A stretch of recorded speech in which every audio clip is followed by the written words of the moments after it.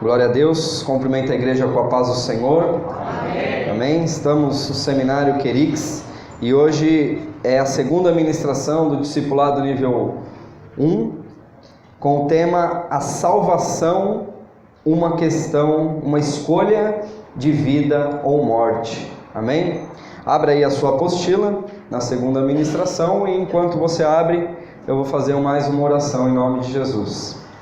Senhor nosso Deus, nosso Pai, nós te agradecemos, te louvamos e bendizemos o teu santo nome nesta hora de podermos nos reunir, Senhor, na tua casa, na tua presença, podermos, Senhor, estar diante do teu altar, Senhor, para abrir o nosso coração e receber de ti, Senhor, as bênçãos, Pai, dos tesouros da tua palavra. Senhor, nós queremos nesta noite, nesta ministração tão importante, falando sobre salvação, nós queremos, Senhor, nos render a ti, nós queremos nos render diante da tua presença, Pai, para receber de ti, Senhor, a graça necessária para essa noite, o alimento que o Senhor preparou para os nossos corações. Por isso, Senhor, Pai amado, que o Senhor possa levar cativo todo o coração, toda a mente à obediência de Jesus, e nós nos rendemos à tua palavra, e nós te pedimos, Espírito Santo, vem sobre as vidas, dai-nos a unção necessária para falar, dai-nos a unção necessária para ouvir, dai-nos a unção necessária para guardar em nossos corações aquilo que o Senhor tem preparado para nós esta noite. O banquete está posto, Senhor, e ensina-nos a comer. O pão nós já temos, Senhor, dai-nos fome, a fome da tua palavra. Em nome do Senhor Jesus Cristo, eu repreendo todo inimigo do Evangelho, eu repreendo toda oposição maligna das trevas, e que este lugar seja cercado pelos anjos do Senhor, este lugar seja cercado com uma muralha de glória. Pai querido, que a escada profética que sonhou Jacó, que ligava os céus e a terra, Senhor, seja estabelecida profeticamente neste lugar, e que os anjos do Senhor tenham liberdade no nosso meio, que possam nos ministrar em nome do Senhor Jesus Cristo. É o que nós te pedimos e já te agradecemos em nome de Jesus. Amém. Graças a Deus. Amém? Então, o primeiro versículo que nós temos aí é 1 Timóteo capítulo 2, versículo 3 e 4, que diz assim a palavra do Senhor: porque isto é bom e agradável diante de Deus, o nosso Salvador, que quer que todos os homens se salvem e venham ao conhecimento da verdade. Bom, porque isto é bom e agradável diante de Deus, nosso Salvador, que quer que alguns homens se salvem. É isso? Não é que quer que os jovens se salvem? Não. Os velhos se salvem, é isso? Não. Que quer que todos os homens se salvem. E aqui, quando se fala de homem, não está falando, é claro, do gênero masculino, mas sim, do ser humano como um todo, sendo homem, mulher, criança, velho, idoso, não importa, todos os homens chegarem ao conhecimento do Senhor Jesus e da sua salvação. Temos essa matéria que nós vamos ouvir hoje, que nós vamos ministrar, fala sobre um aspecto teológico que se chama na teologia soteriologia, que é a soteria, é o estudo sobre a salvação. Amém? Então, por isso que o tema dessa mensagem é salvação, uma escolha de vida ou morte. Amém? Paz do Senhor. Irmãos, temos dentro desse contexto teológico algumas escolas teológicas, né? E temos diversas linhas de pensamento, porque a teologia ela é algo mais voltado para questões filosóficas, né? A teologia ela pega a ideia bíblica, ela pega o conceito bíblico e desenvolve um pensamento, e desenvolve uma filosofia. Então, na maioria das vezes, as teologias elas são sistemáticas, então você tem algumas doutrinas que são ensinadas no contexto da teologia. E dentro da teologia, da soteriologia, que é a doutrina da salvação, nós temos pelo menos duas linhas teológicas: o arminianismo e o calvinismo. Muito provavelmente você já deve ter ouvido falar sobre isso, né? O que significa cada uma dessas escolas soteriológicas? O calvinismo crê que as pessoas elas são predestinadas para serem salvas. Então que Deus já antes da fundação do mundo, Ele escreveu ali, Ele pré-determinou, Ele pré-estabeleceu as pessoas que seriam salvas e as pessoas que não seriam, que seriam condenadas. Amém? Então o calvinismo ele fala sobre isso, e um dos adeptos, a igreja que mais adepta a isso são as igrejas reformadas que eles chamam, né? E a igreja presbiteriana é uma das igrejas principais que adotam essa linha de doutrina de salvação, em que existe as pessoas, os predestinados, amém? E os arminianistas, né, que são os seguidores da doutrina de Armínio, eles são aqueles que creem no livre-arbítrio, que Deus não predestinou as pessoas para serem salvas, mas que Ele simplesmente deu a oportunidade para as pessoas serem salvas. Então, pelo livre-arbítrio de cada um é que as pessoas se achegam a Cristo, amém? Então, nós temos essas duas escolas e nós, pentecostais, Assembleia de Deus, nós temos uma linha mais voltada para essa questão do livre-arbítrio, amém? Mais uma vez eu perguntei para um teólogo, né? Eu falei assim, mas me explica, eu não consigo entender essa questão do calvinismo e arminianismo. E aí ele falou assim, olha irmão, são como duas linhas de ferro, duas estradas de linha de trem, sabe? Duas ferrovias assim.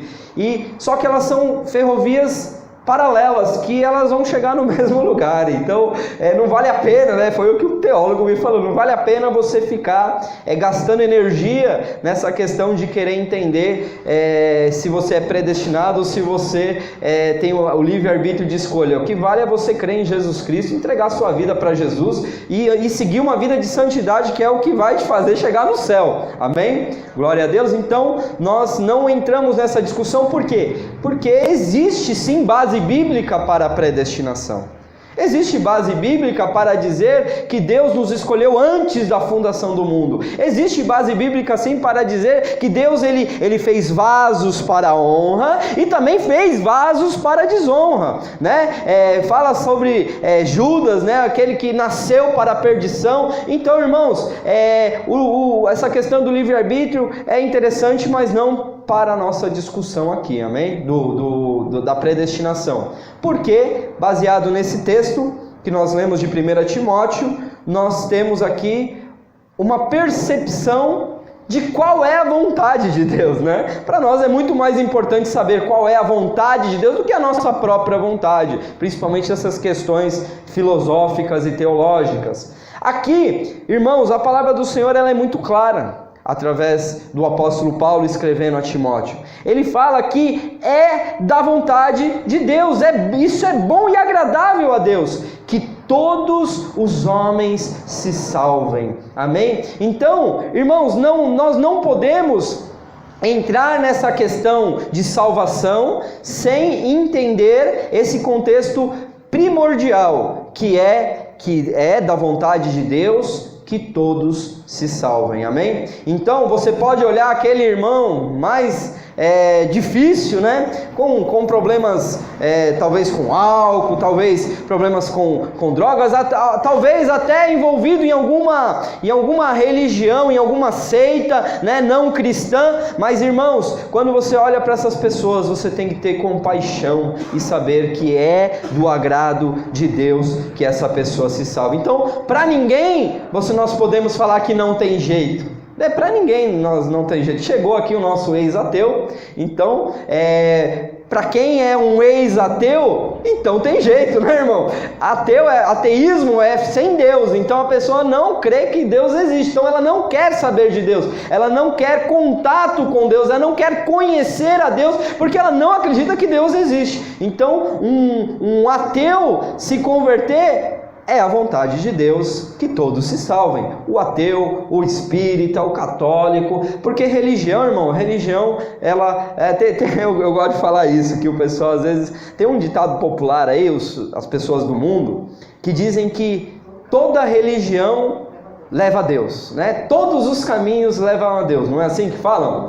Né? Principalmente quando você vai falar do evangelho para uma pessoa que tem outra religião, o pessoal vai falar primeiro, política, futebol e religião não se discute. Esse é o primeiro embasamento ali, a pessoa não quer discutir. E aí ela vai falar para você assim, porque todas as religiões levam a Deus. E isso é uma verdade, irmãos. Eu posso dizer para você com toda a minha convicção que isso é uma verdade. Todas as religiões levam a Deus. O problema não é chegar a Deus, porque todos chegarão a Deus. Todos comparecerão diante do tribunal de Cristo naquele grande dia. O problema é depois que você passar por Deus, para onde que você vai? Que aí é onde pega o negócio. Então, se você falar que o espírita leva a Deus, porque todo espírita comparecerá diante do tribunal de Cristo e será julgado segundo as suas obras. Todos, irmãos, compareceremos diante do Senhor. Não tem quem escape. Aqueles que tiverem participação na primeira ressurreição, os salvos, esses terão, né, a recompensa, o galardão, mas aqueles que tiverem parte na segunda morte, né, na segunda ressurreição, que é para a condenação, então esses experimentarão um lugar não tão agradável, amém? Glória a Deus. Irmãos, a primeira pergunta que vem à mente quando nós falamos de salvação: ser salvo do quê? Não é uma pergunta que às vezes as pessoas elas se fazem, principalmente quando se chega na fé, ou ainda está namorando a fé, né? Está ainda sendo evangelizada. A pessoa fala assim, eu não bebo, eu não fumo, eu não falo palavrão, eu não uso droga, eu faço caridade, eu sou uma pessoa honesta, eu sou trabalhador, sou um pai de família. Eu preciso ser salvo do quê? Eu preciso ser salvo do quê? O que me condena? O que vocês crentes aí ficam falando que se eu não estiver enfurnado dentro da igreja eu vou para o inferno? Como assim? Eu preciso ser salvo do quê? Isso é uma pergunta factível, irmão, que nós precisamos responder essa pergunta. Nós vamos responder ela daqui a pouquinho, tá bom? Então, irmãos, primeiro ponto que nós precisamos aprender sobre salvação é que a salvação é uma questão de escolha, amém? Salvação é uma questão de escolha. Então Deuteronômio capítulo 30, versículo 19, Deus falando aos israelitas por meio do ministério de Moisés, ele traz uma realidade de que também serve para nós nos nossos dias, serve para nós no nosso contexto cristão. Olha o que diz a palavra do Senhor, Deuteronômio capítulo 30, versículo 19, ele diz assim: os céus e a terra tomo hoje por testemunhas contra vós, que tenho te proposto a vida e a morte, a bênção e a maldição. E aí ele dá aqui uma orientação, ele dá aqui um conselho, ele diz: escolhe pois a vida para que vivas tu e a tua descendência. Irmãos, nós não podemos ficarem pensando, às vezes a gente fala assim, né? Você precisa aceitar Jesus, né? Você precisa aceitar Jesus, não é assim que a gente fala? Precisa aceitar Jesus. Mas às vezes dá a impressão, irmãos, que Jesus, ele está carente, implorando para as pessoas aceitarem ele, irmãos. Parece que Jesus ele está ali sozinho, triste, Jefferson. Jesus está ali, né, ali na cruz, né, vencido, esperando que as pessoas o aceitem. Irmãos, nós precisamos começar a pôr os pingos nos is. Porque não é Deus, não é eu que preciso aceitar Jesus, é Jesus que precisa me aceitar, irmãos. Olha o que esse texto nos fala, que Deus estabelece um tribunal, Deus estabelece aqui uma audiência celestial, e Ele fala assim, olha, eu tomo os céus e a terra hoje como testemunha, eu coloco todo mundo aqui no meu tribunal, e eu coloco os céus, por quê? Porque os anjos assistem diante dos homens, e coloco também a terra, por quê? Porque a igreja testemunha da fé, então eu coloco os céus e a terra como testemunha contra vós.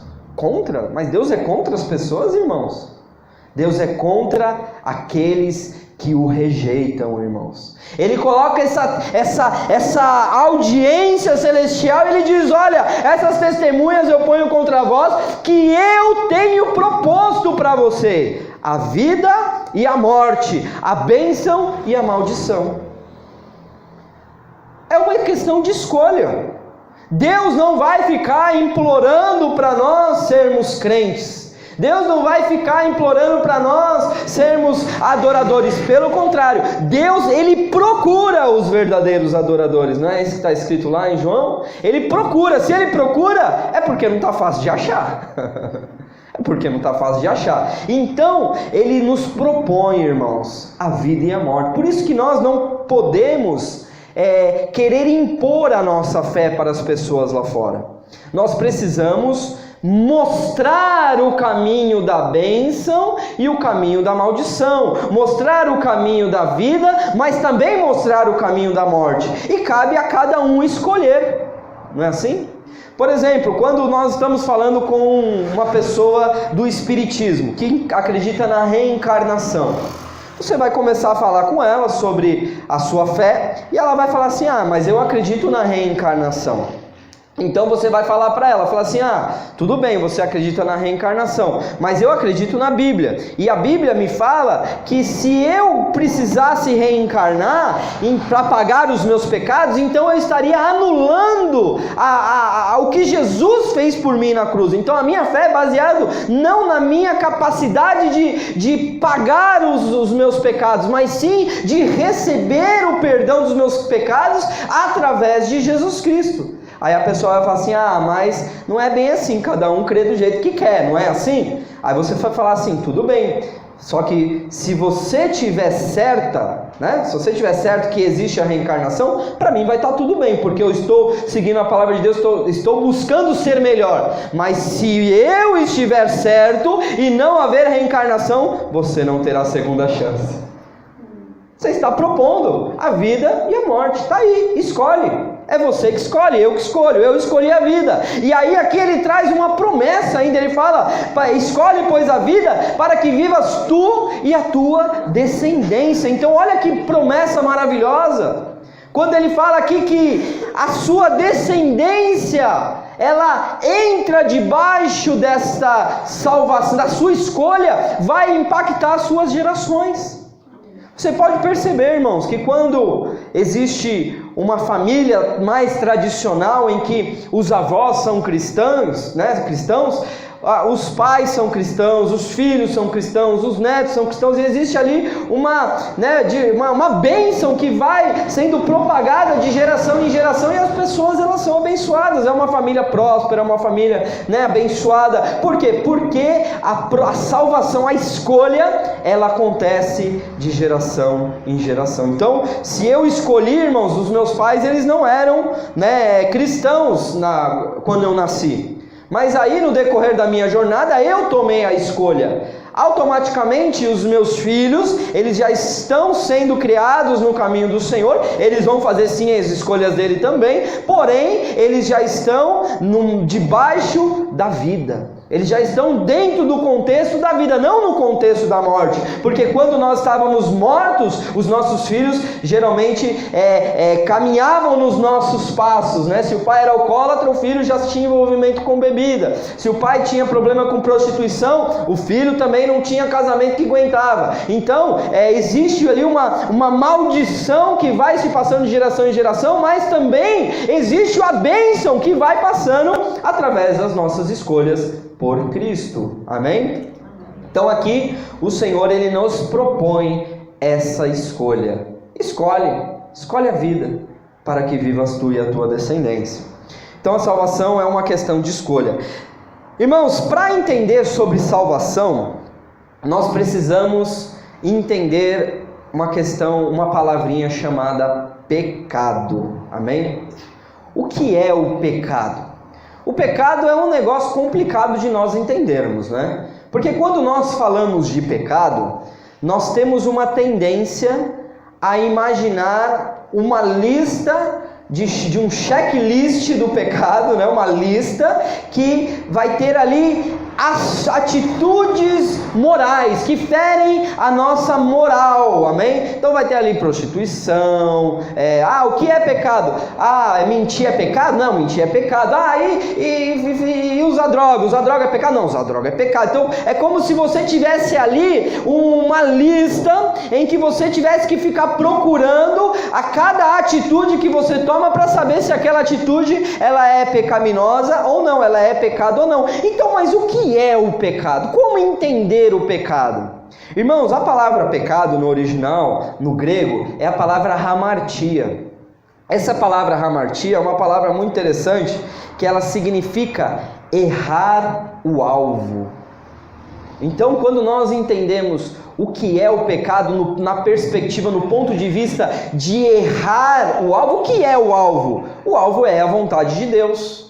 Então, se você estabelece um alvo e aí você erra esse alvo, então você está cometendo pecado. Vou dar um exemplo para você. Certa vez eu estava passando lá na Avenida Guilherme Cottin, e ali era mais ou menos na hora do almoço. Eu gosto de dar esse testemunho porque ele tem muito a ver com essa questão do pecado, né? E ali eu estava passando na Avenida Guilherme Cottin, bem ali em frente à Praça Santo Eduardo, e ali eu olhei, de repente tinha um senhor sentado ali, encostado na banca de jornal, um senhor de rua, né? Sentado ali, morador de rua, pessoa em situação de rua. E ali aquele senhor estava ali sentado na calçada, e eu passei, mas eu não dei assim tanta importância, tanta atenção, ou me compadeci com a vida daquele homem. Quando eu passei, que eu cheguei na outra esquina, assim que eu atravessei a rua, o Espírito Santo falou em meu coração: por que você não paga o almoço para ele? Naquele momento que eu parei assim, na esquina assim eu parei, naquela hora foi estabelecido o que, irmãos? Na minha frente? O alvo. Deus estava mostrando para mim qual era a vontade dele para mim naquele momento. E é interessante que Deus ele é muito gentil, né? Deus ele não veio uma voz de trovão e o terremoto dizendo: servo, eis que te digo, vai lá e paga o almoço para ele. Não, veio aquela voz suave no meu coração dizendo, fazendo uma pergunta, me dando uma sugestão, dizendo: por que você não paga o almoço para ele? Aí eu parei, aí eu coloquei a mão no bolso, aí eu tinha 20 reais, né? Aí eu falei assim: amém, Senhor, mas eu também não vou pagar a churrascaria para ele, né, irmão? Né, Deus? E aí fiquei ali negociando com Deus, mas aí senti paz no coração, fiquei com 10 e falei: vou dar 10 para ele. Aí ele come lá um marmitex, alguma coisa, e eu fico com 10 e dou 10 para ele. Amém, Senhor? Aí não veio resposta, amém, irmão? Mas eu fiquei em paz no coração e fui lá. Aí cheguei para aquele senhor, cheguei e falei assim: bom dia. Como é o seu nome? Aí ele falou lá o nome, não sei se foi José, alguma coisa assim. E aí eu estendi a mão para ele, cumprimentei ele, falei assim: você acredita em Deus? Ele falou: acredito. Eu falei: você acredita em Jesus? Ele falou: acredito. Eu falei: Jesus mandou pagar seu almoço. Aí estendi os 10 reais para ele assim, aí ele olhou para mim e falou assim: Deus te abençoe. Aí eu, amém. Saí, né, voltei pro meu caminho. Quando eu cheguei na mesma esquina que Deus tinha falado comigo, ele falou novamente, disse assim: servo bom e fiel, foste fiel no pouco, sobre o muito colocarei. Então, irmãos, o que aconteceu comigo naquele momento? Deus estava me provando? Não. Talvez aquele senhor, ele estava ali clamando: Senhor, envia um anjo para me dar um almoço. Talvez aquele homem estava ali já 1, 2 dias, não sei, sem comer, né? Talvez aquele homem estava ali, disse que acreditava em Deus, disse que acreditava em Jesus e estava ali, irmãos. Talvez um dia eu encontre esse homem no céu e ele vai falar: você lembra quando você falava de mim no discipulado? Eu vou falar aleluia. Então, o que acontece, irmãos? O pecado é uma questão de possibilidades. Quando Deus estabelece o alvo da sua vontade, você tem a opção de acertar ou de errar. Se eu tivesse parado ali e falado assim: isso é coisa da minha cabeça, eu teria cometido pecado, irmãos? Teria. Mas aonde está escrito na Bíblia que eu tenho que pagar o almoço dos moradores de rua? Não está escrito, né? Nada assim muito específico, mas a vontade de Deus foi conhecida. A palavra de Deus nada mais é do que a vontade de Deus conhecida para as nossas vidas. Então, quando nós queremos conhecer a vontade de Deus, nós vemos para a palavra. Amém, irmãos? Então existe aqui uma consequência do pecado que nós já conhecemos muito bem, né? O pecado ele engana e seduz e cobra um salário alto, né? O pecado ele cobra um salário muito alto, que é o quê? A morte, né? Romanos capítulo 6, versículo 23 diz assim: porque o salário do pecado é a morte, mas o dom gratuito de Deus é a vida eterna por Cristo Jesus, o nosso Senhor. Então, uma questão de vida ou de morte, não foi isso que nós falamos lá em Deuteronômio? O que é a vida? É Cristo, né? A vida é Jesus. Então, se você escolher pela vida, como eu escolho pela vida, pastor? Escolhendo por Jesus. E como que eu escolho a morte? Quando eu escolho pelo pecado. Então, quando eu quero viver uma vida de pecado e não uma vida de Cristo, então eu estou optando pela morte, porque o pecado cobra o seu salário, amém? Irmãos, nós olharmos para esse contexto bíblico de saber qual é a vontade de Deus, nós temos que olhar também para o Antigo Testamento, amém? A palavra de Deus, a Bíblia é a palavra de Deus de Gênesis a Apocalipse. Nós não podemos nos dar o luxo de falar assim: eu não leio o Antigo Testamento porque eu estou na graça e eu só leio os escritos de Paulo agora, eu só leio os evangelhos, né? Não, irmãos, nós precisamos nos atentar numa perspectiva o quê? Cristocêntrica. Eu preciso ler esse Deuteronômio que nós lemos e ver Jesus nesse texto. E fala assim: eu só consigo essa vida aqui se eu estiver em Jesus, se eu escolher por Jesus. Então, ler o Antigo Testamento numa visão, numa perspectiva cristocêntrica, encontrando Jesus, vai me trazer muitas verdades que transmitem a vontade de Deus, amém? Então, irmãos, Deus, lá no Antigo Testamento, ele estabeleceu um padrão básico de perfeição. Nós temos o quê? Os 10 mandamentos, não é assim? O chamado decálogo. E lá, você vai encontrar esse texto lá em Êxodo 20, amém? Vamos ler Êxodo 20, capítulo 20, a partir do versículo 4. Ele diz assim: não farás para ti imagem de escultura, nem alguma semelhança do que há em cima nos céus, nem debaixo da terra, nem nas águas debaixo da terra. Não tomarás o nome do Senhor teu Deus em vão, porque o Senhor não terá por inocente o que tomar o seu nome em vão. Versículo 10. Mas o 7º dia é o sábado do Senhor teu Deus. Não farás nenhuma obra, mas nem tu, nem teu filho, nem tua filha, nem teu servo, nem tua serva, nem o teu animal, nem o teu estrangeiro que está dentro das tuas portas. Honra o teu pai e a tua mãe, para que te prolongue os teus dias na terra que o Senhor teu Deus te dá. Versículo 13. Não matarás, não adulterarás, não furtarás, não dirás falso testemunho contra o teu próximo, não cobiçarás a casa do teu próximo, não cobiçarás a mulher do teu próximo, não, nem o seu servo, nem a sua serva, nem o seu boi, nem o seu jumento, nem coisa alguma do teu próximo. Amém? Então os 10 mandamentos, tão conhecidos, né? Você até deve ter assistido a novela dos 10 mandamentos que passou lá na Record, né? E você conhece muito bem essa questão já desde sempre. A gente sempre ouve falar sobre essa questão dos 10 mandamentos. Então, irmãos, quando nós lemos esse texto que nós acabamos de ler, eu já me deparo com vários problemas aqui, né? Eu sei que você vai escrever aí no seu caderno para me perguntar depois, então eu já vou tentar me antecipar aqui algumas coisas. Por exemplo, guardarás o sábado. Como assim, pastor? Eu trabalho de sábado, né? Eu faço um monte de coisa de sábado, eu corro de sábado, eu lavo o quintal de sábado, e eu não guardo sábado, eu estou em pecado, pastor. Irmãos, nós precisamos compreender esse padrão mínimo que Deus estabeleceu na velha aliança para que o povo pudesse se achegar a Deus. Então imagina o seguinte cenário: nós temos um povo tipicamente agrícola, né? que criava rebanhos, que trabalhava com gado. Então você imagina que você tem um rebanho de milhares de cabeças de boi, de ovelhas ou de qualquer tipo de animal que seja, e você precisa levar esses animais para pastar.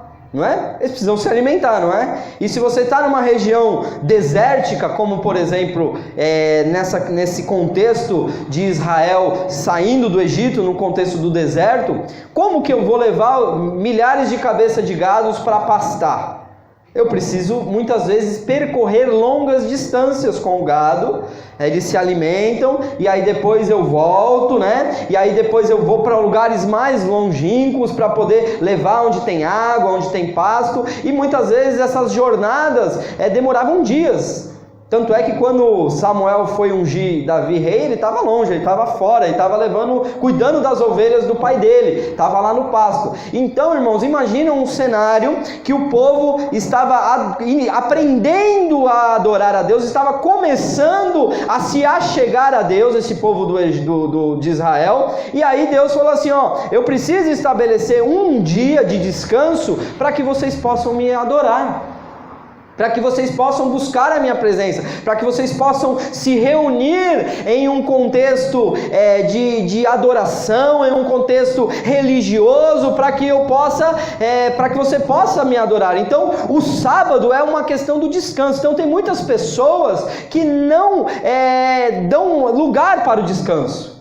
E isso também fala para nós pastores, amém? Às vezes o pastor acha que ele tem que estar em tudo na igreja, tem que estar no culto de segunda, no culto de terça, no culto de quinta, no culto de domingo, no culto de segunda, tem que ir para a vigília, e ainda o irmão tem que... E quando liga de 3 horas da manhã, o pastor tem que ir lá e atender o irmão que ligou às 3 horas da manhã. Aleluia! Então, irmãos, o pastor ele pode até estar pecando em desprezar esse momento que Deus estabeleceu, que é um momento de descanso, amém? Glória a Deus.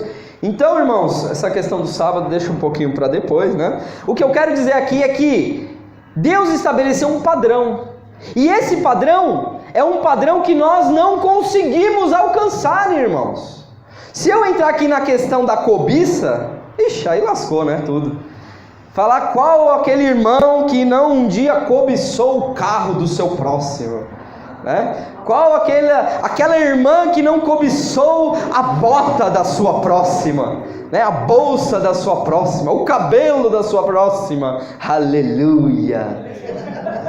Glória a Deus! E nós temos uma tendência de pecado, irmãos. Infelizmente nós temos essa tendência em sermos pecadores. Então esse padrão mínimo que Deus estabeleceu é inalcançável. O padrão mínimo, 10 mandamentos. Mas se você não sabe, irmãos, alguns estudiosos dizem que existem mais de 350 mandamentos na Bíblia, né? Mais de 350 mandamentos. Você imagina, irmãos? Por isso que o salmista Davi, lá no Salmo 119, ele clama, né, continuamente: Senhor, ensina-me os seus mandamentos, ensina-me os seus estatutos, que os seus estatutos estejam em mim, porque é muito difícil cumprir os estatutos de Deus, neste contexto veterotestamentário, no contexto do Antigo Testamento, amém?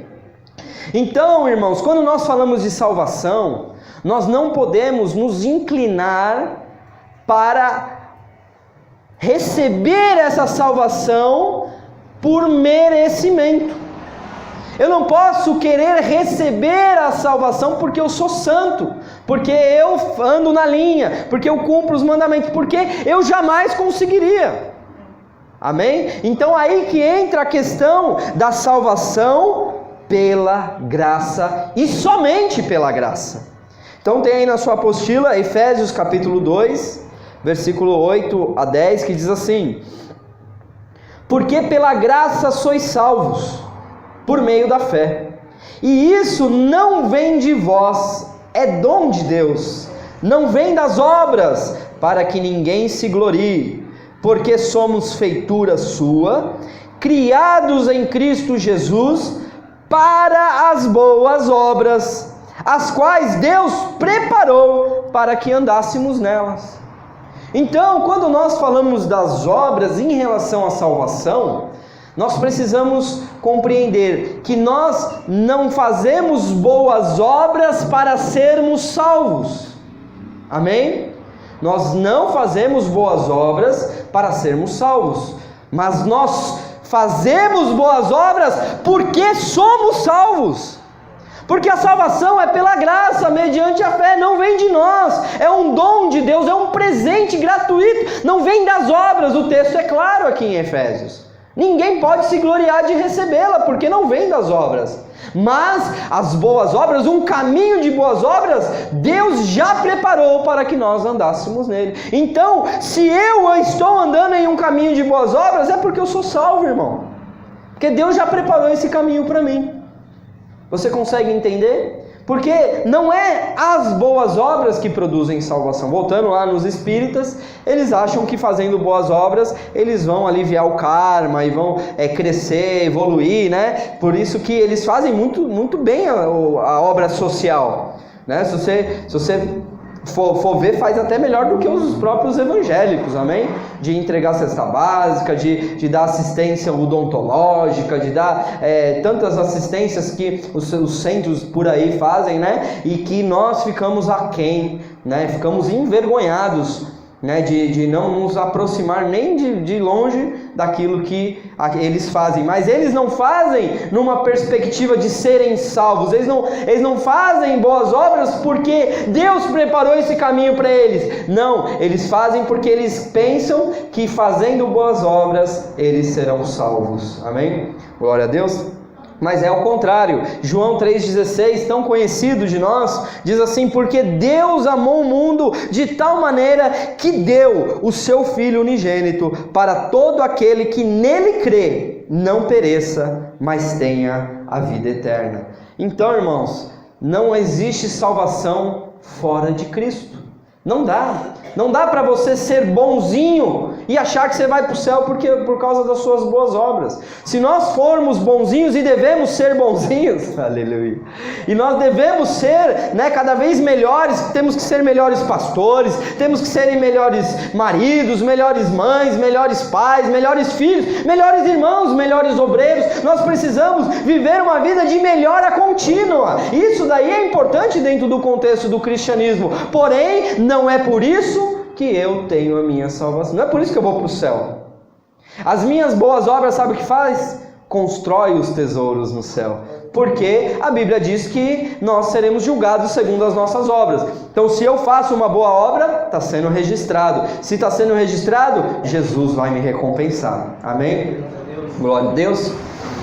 Irmãos, existe a necessidade da confissão. Em Romanos capítulo 10, versículo 9 e 10 diz assim: a saber, se com a tua boca confessares ao Senhor Jesus e em teu coração creres que Deus o ressuscitou dentre os mortos, serás salvo. Visto que com o coração se crê para a justiça e com a boca se faz confissão para a salvação. Então a salvação, ela tem uma prerrogativa necessária. Ela tem aqui uma maneira de ser feita. Como assim, pastor? Eu preciso crer com o meu coração e eu preciso confessar com a minha boca. Ah, então eu preciso vir aqui na frente e fazer a oração do pecador. É isso, pastor? Irmãos, você pode fazer isso e isso vai ser muito bem-vindo. Nós fazemos também esse tipo de coisa. Porém, irmãos, a confissão de Cristo, quando nós cremos no coração, crer para a justiça no coração. Você crê que Jesus, ele te justificou. Você crê que Jesus, ele já venceu a morte e o inferno. Você crê que Jesus, ele te salvou, ele te lavou dos pecados, ele te remiu, ele te perdoou. Você crê para a justiça com o coração, mas com a boca você faz confissão que você crê nisso. Amém? Então a confissão não está relacionada tão somente a um ritual evangélico da pessoa levantar a mão e vir aqui na frente e falar que aceita Jesus como seu único e suficiente Salvador. É mais que isso. É confessar Jesus aonde quer que nós estejamos. Aonde quer que esteja. Porque confessar Jesus na igreja é fácil, irmão. É muito fácil ser crente na igreja. E na igreja a gente quer ser mais crente que o nosso irmão. A gente quer, sabe, mostrar que somos espirituais, a gente quer orar, a gente fala até umas palavras assim, né? Senhor, Deus Todo-Poderoso, Criador do universo, das céus e da terra, que conhece as estrelas pelo seu nome. Não, irmãos, nós precisamos confessar Jesus na simplicidade do dia a dia. É lá fora que alguém vai te convidar para tomar cerveja e você vai falar assim: olha, meu amigo, eu agradeço de coração o convite, mas eu não vou poder aceitar. Amém? Ah, porque a sua religião não permite? Não, não é que a minha religião não permite, porque a minha religião diz que eu posso todas as coisas, mas nem tudo me convém. Tudo me é lícito, mas eu não me deixarei dominar por nenhuma delas. Então você mostra que você não vai se contaminar com as iguarias do mundo, com as iguarias do rei. Por quê? Porque você ama Jesus. Porque você creu que Jesus ele já pagou o preço no seu lugar e que agora você tem o desejo. Não é que o pastor vai te pôr de banco, não, irmão. É porque agora você quer agradar o seu Senhor. Porque de alguma maneira você quer obedecer. Porque não há cristianismo sem obediência, irmãos. Não adianta eu falar que sou crente, que sou cristão, que vou morar no céu, se eu não aprender a obedecer a palavra de Deus, obedecer aos meus líderes, obedecer a voz do Espírito Santo. Amém? Glória a Deus. E aí olha o perigo que ele nos traz da não confissão. Em Mateus 10:32 ele diz assim: portanto, qualquer que me confessar diante dos homens palavras de Jesus, eu o confessarei diante do meu Pai que está nos céus. Versículo 33: mas qualquer que me negar diante dos homens, eu também negarei diante do meu Pai que estás no céu. Amém? Ou misericórdia? Misericórdia, né, irmãos? Aquele que me negar diante dos homens, eu negarei diante do meu Pai que está no céu. Isso é uma afirmação muito séria, irmãos. Que a confissão, ela precisa estar nos meus lábios continuamente, que eu sou cristão, que eu sou servo de Jesus, que eu sou seguidor de Jesus. Isso, ainda que me custe uma vergonha, ainda que me custe de eu ser excluído de algum grupo, irmãos, eu não preciso fazer as coisas para ser aceito num grupo, porque eu já sou aceito por Deus, irmãos. Amém? Mas o que tem de agente secreto de Jesus não está escrito, irmão. Tem o camarada que você viu a vida inteira, você nunca imaginou que ele era crente. Aí, de repente, né, ele solta um glória a Deus. Aí você olha, né, acha estranho. Fala assim: ô irmão, você é evangélico? Sou evangélico. Mas a vida inteira nunca, né? E aí você começa a ver que é necessário... em Romanos capítulo 1, versículo 16, a palavra do Senhor diz assim: porque eu não me envergonho do Evangelho de Cristo, porque é o poder de Deus para a salvação de todo aquele que crê. Amém? Então é necessário confissão. E aí agora a resposta, né? Ser salvo do quê? Eu não consigo mais fazer o suspense, porque agora você está aí com a apostila em mãos. E muitos já devem até ter lido já o que está escrito aí, né? Talvez na próxima apostila eu vou colocar assim um monte de pontos de interrogação para não escrever a resposta, para deixar você bem abençoado com a resposta, né, irmão? Porque quando a gente fala ser salvo do quê? É um novo convertido, irmãos. O discipulado nível 1 é um discipulado para aquele que se achegou na fé, para aquele que está chegando, que não entende ainda muito bem. Ele entendeu agora a fé, ele já se achegou a fé a Deus, agora ele está entendendo a salvação. Aí ele vai perguntar: ser salvo do quê? Irmãos, ser salvo da ira de Deus. Ai, pastor, mas que negócio difícil de entender. Deus não é amor? Como assim? A ira de Deus sobre a minha vida? Irmãos, é algo muito sério, porque contra o pecado, Jesus já venceu na cruz. Ele já resolveu o problema do pecado. Ser salvo do diabo? Do diabo muito menos, porque o diabo só com o nome de Jesus nos seus lábios ele tem que correr, ele tem que bater em retirada, ele se sujeita ao nome de Jesus. Mas ser salvo da ira de Deus, como que a gente pode correr? Você pode se esconder do homem, você pode se esconder do pecado, você pode se esconder do diabo, mas de Deus ninguém se esconde. Olha o que diz em Apocalipse capítulo 6, versículo 14 em diante. E o céu retirou-se como um livro que se enrola, e todos os montes e ilhas foram removidos do seu lugar. Versículo 15. E os reis da terra, e os grandes, e os ricos, e os tribunos, e os poderosos, e todo servo, e todo livre, se esconderam nas cavernas e nas rochas das montanhas. Versículo 16. E diziam aos montes e aos rochedos: caí sobre nós, e esconde-nos do rosto daquele que está sentado sobre o trono e a ira do Cordeiro, porque é vindo o grande dia da sua ira, e quem poderá subsistir? Meu Deus!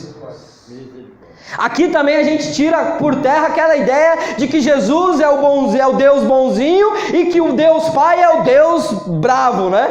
Aleluia.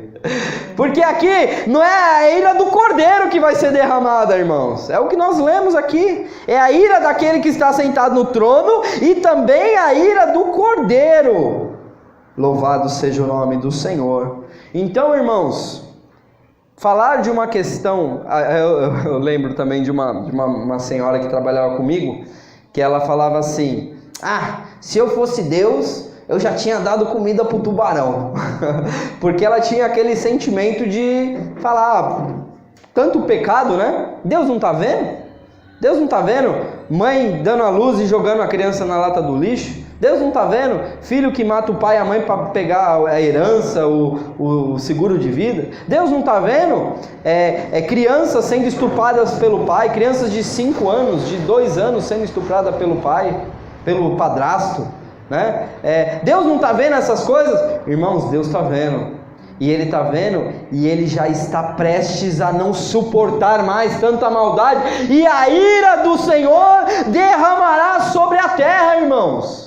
Ao ponto aqui ele não tem rico, não tem pobre, não tem posição, é tribuno, é servo, não tem posição, irmão. Eles vão falar: me esconda, caiam sobre mim os rochedos, para me esconder da ira do Cordeiro, porque Deus preparou um dia para a sua ira. Então, se algum dia alguém te perguntar: eu preciso ser salvo do quê? Irmão, você precisa ser salvo da ira de Deus. Como ser salvo da ira de Deus? Estando debaixo do sangue, estando lavado e remido pelo sangue do Cordeiro, estando lavado, redimido, comprado por um alto preço, sendo resgatado da nossa vã maneira de viver, e agora nós somos cristãos, porque nós andamos nas pisadas do nosso Senhor, que é Jesus Cristo de Nazaré. Então nós recebemos a nossa fé, e a nossa graça, e a nossa salvação, porque um dia haverá o grande dia do juízo. Amém?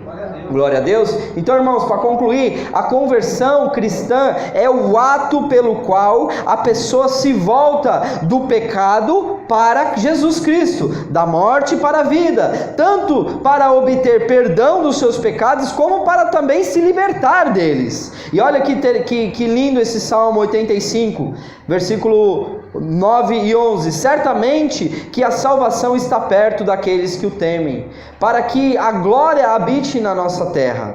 A misericórdia e a verdade se encontraram, a justiça e a paz se beijaram, a verdade brotará na terra e a justiça olhará desde os céus. Você pode dar uma linda salva de palmas ao Senhor, em nome de Jesus.